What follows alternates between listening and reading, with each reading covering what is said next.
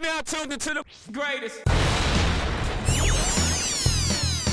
Run with Manny Wilson podcast. The Run with Manny Wilson podcast.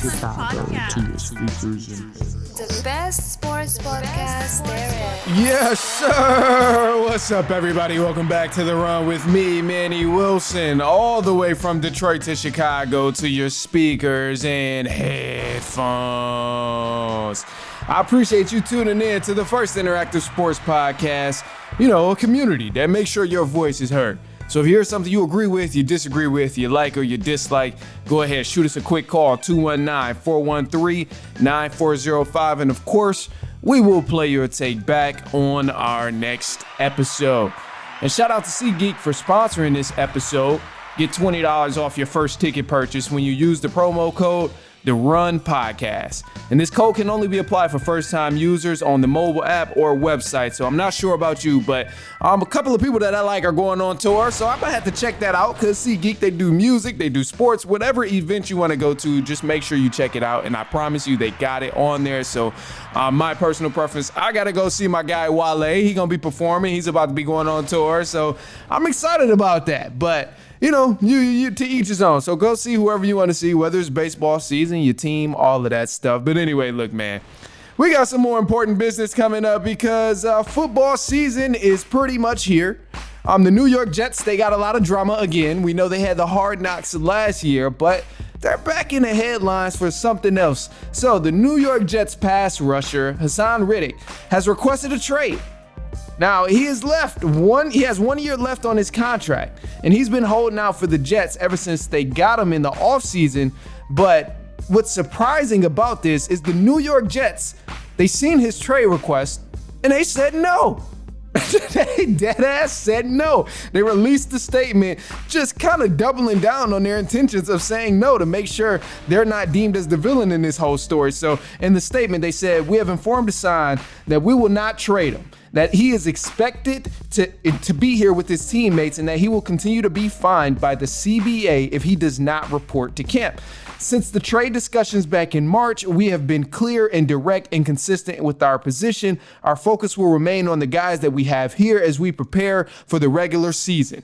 So to me, I'm like, damn, I've never, ever seen any team come out and just openly say, no, we're not going to trade you. I don't care how many times you request a trade.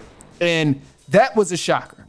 But you begin to go down a slippery slope here if you don't satisfy this guy's needs of trading him, because to what extent are you going to really hold out on being traded for both parties in this situation? Because we know the Jets, they can keep him as long as they want to until that contract is really up.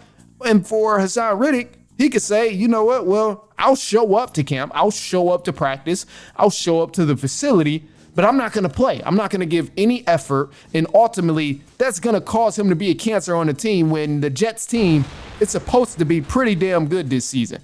So if I'm the New York Jets, I'm like, I really don't want to go down a rabbit hole of playing how petty can we be in terms of making sure this guy gets traded or he doesn't get traded, because it's ultimately going to hurt your locker room if you have a guy who's here and he does not want to be there. So you gotta find a trade for him, especially if he's not gonna continue to give effort, if he's just kind of being a cancer in that locker room, which he can start to be. Like, do you really want to kick off the season like that?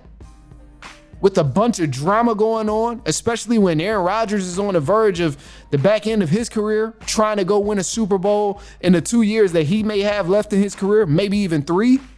No, I personally wouldn't want to do that. And there hasn't been a full story on, why he wants a trade exactly, or, why both parties are in a disagreement about this. But, I can't help but to think, obviously, it's something with the coaching staff or the front office. He got traded. He's coming from the Eagles. That's a competitive team. They had a shot to, make some history in the playoffs last year, but the season kind of went downhill as time went on. So, it can't be the competitive level of, I want to play for a contender, because obviously the Jets, they're a decent contender in their conference right now and in their division. So I don't see it being that, but either way, this is going to be a huge loss for the Jets. Haason Riddick, this is a guy, man. He's dominant at his position. You're talking about top 3 in his position, not even top 5, if not the one and only and the best at his position right now. So, you kind of have to put together some sort of deal where you can ship him off somewhere, maybe even try and get some pieces, some draft pieces or something, because it's not going to do any good having a guy there who doesn't want to give any effort or play for your organization. So to me, I don't know how long that the New York Jets are going to be willing to hang out and decide that, hey, we're not going to trade him. But above all, one guy shouldn't be making or breaking your season. And that's especially if he's not the quarterback, first and foremost. If he's not the quarterback, he definitely shouldn't make or break your season. I get what he can do on the defensive end. I understand how it'll help all of your schemes on the defensive line because you still have the big is it Quentin Richardson? No, that's not Quentin. But they still have a solid pieces on the D-line. They got other guys there who will help them out. So he's not the only piece. He's not going to make or break the defense. Going to be a huge help. But above all, to me, it seems like it'll be better to ship him off and get some sort of pieces in return for a guy who doesn't want to be there. Because, it can get petty. Best believe it can get petty. I know if I'm somewhere I don't want to be and they're like, no, they're not going to trade me. I mean, all he has to do is show up. He won't be fined by the CBA anymore if he continues to show up. They can't fine him for not giving effort. They can't fine him for saying no to reps on the field. They can't fine him for being silly during practice and distracting others. They can't fine him for any of those things. So how petty do you really want to get in terms of trading this man? He asked for a trade. You said no.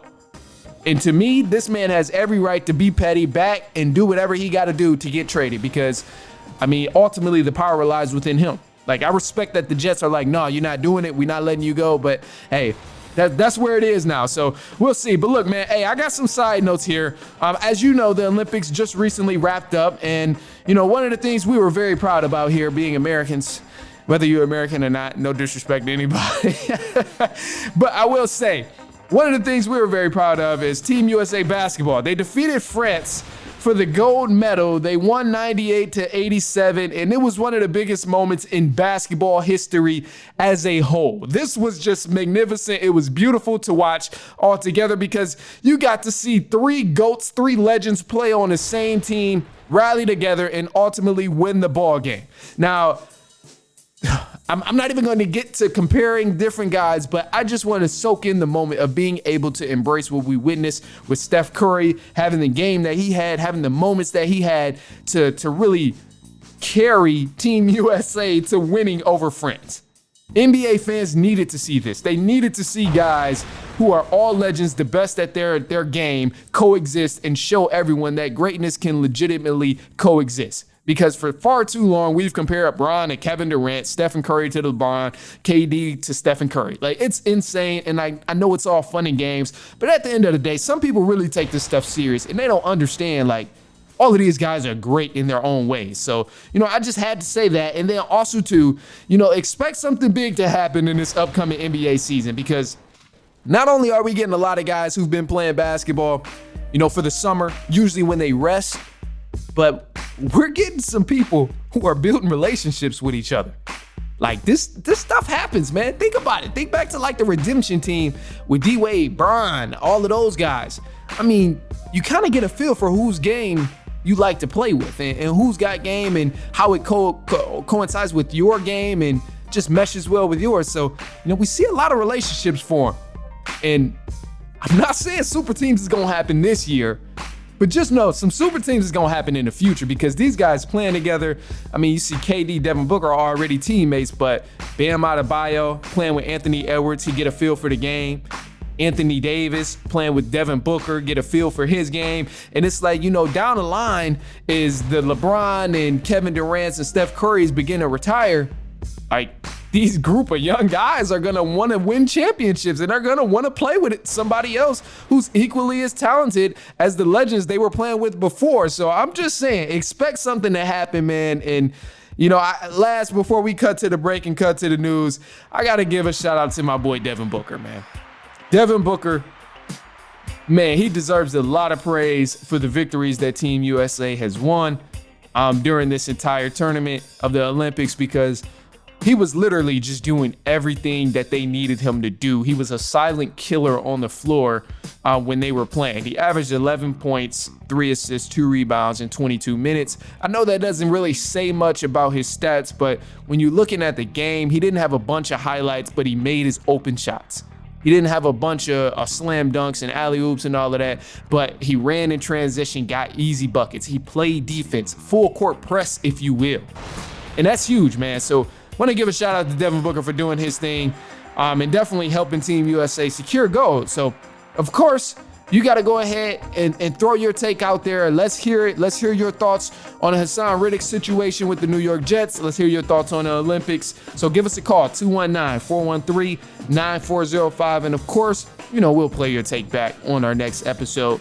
But look, man, hey, we got some news coming up in just a second, so stay tuned. Then NFL topics are coming up. We're looking over in the NFC North for this one and all over the NFC ultimately. So go ahead, stay tuned, and we'll be right back. It's halftime.